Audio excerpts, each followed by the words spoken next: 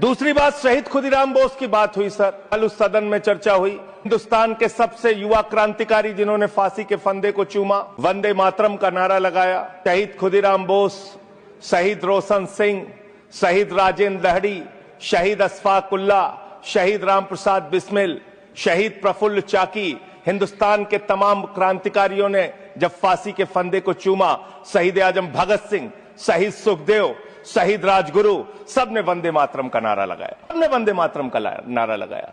और शहीद खुदीराम बोस को अब आप याद कर रहे होंगे, मैं पिछले 31 साल से 3 दिसंबर को शहीद खुदीराम बोस की जयंती का आयोजन करता हूं। मेरी संस्था का नाम शहीद चंद्रशेखर आजाद के नाम पे है। शहीद खुदीराम बोस हिंदुस्तान के वो क्रांतिकारी थे, जब उनको फांसी के फंदे पे चढ़ाया गया और उनका जब अंतिम संस्कार हुआ तो जो राख उनके अंतिम संस्कार से निकली मान्यवर, उसको बंगाल की माए तावीज बना के अपने बच्चों को पहनाती थी कि ऐसे ही बनना हिंदुस्तान के लिए क्रांतिकारी। यह इतिहास, यह हिंदुस्तान का इतिहास। लेकिन मैं आपके माध्यम से इस सरकार से पूछना चाहता हूं, आपके पुरखे इस वक्त क्या कर रहे थे जब शहीद आजम भगत सिंह वंदे मातरम लगा रहे थे, शहीद सुखदेव वंदे मातरम लगा रहे थे, शहीद राजगुरु वंदे मातरम का नारा लगा रहे थे, शहीद खुदीराम बोस वंदे मातरम का नारा लगा रहे थे? उस वक्त आप क्या कर रहे थे? क्या कर रहे थे आप?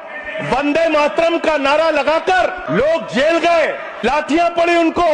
मैं आपके माध्यम से इस सरकार से पूछना चाहता हूं, आरएसएस के 4 लोगों का नाम बताओ जो वंदे मातरम नारा लगा के जेल गए, उनका नाम बताओ आप। 4 लोगों का नाम बताओ, अपने 4 पुरखों का नाम आप बताओ। नहीं बता सकते, क्योंकि आजादी के आंदोलन में आपका कोई इतिहास नहीं, आजादी के आंदोलन में आपका कोई इतिहास नहीं, यही आपकी कुंठा है। इसलिए कभी आप कहते हो सरदार वल्लभ भाई पटेल आपके हैं।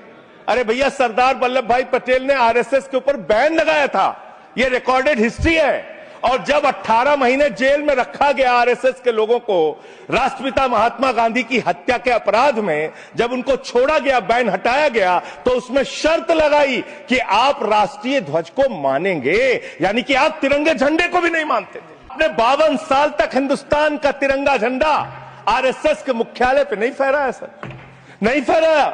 और 3 लोगों ने आरएसएस के मुख्यालय पर जब ये झंडा फहराया, उन तीनों के नाम मैं पढ़ रहा हूं, विजय, उन्मत, दिलीप, इन तीनों लोगों के खिलाफ आरएसएस ने एफआईआर दर्ज कराई। किस अपराध में? कि हमारे दफ्तर में तिरंगा क्यों फहरा दिया। और कितने साल तक मुकदमा लड़े?